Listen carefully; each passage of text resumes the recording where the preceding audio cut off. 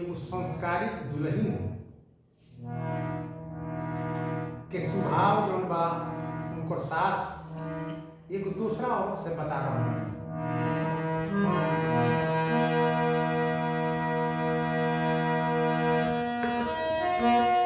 जा घर नियम धर्म के समझे वाली दुल्हन है, ओ घर के अज्ञान मनोरिया देख दे भाग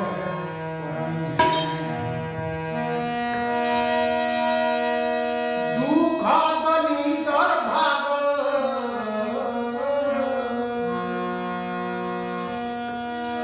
दुख दलितर भागल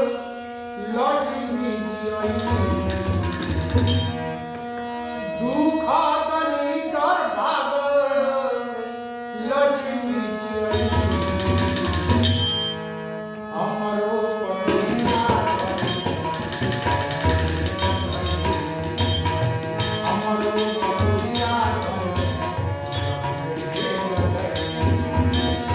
दुख दलितर भागल लक्ष्मी दुख दलितर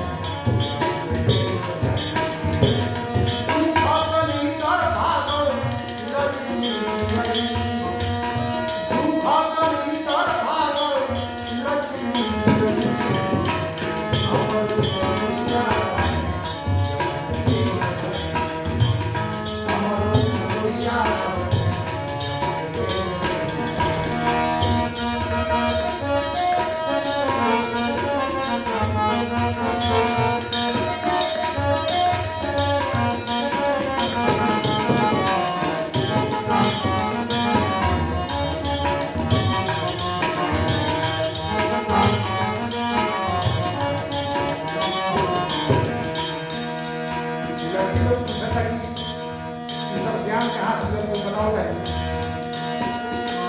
एक रागे जाने आगे कत ही ना धवनी एक रागे जाने आगे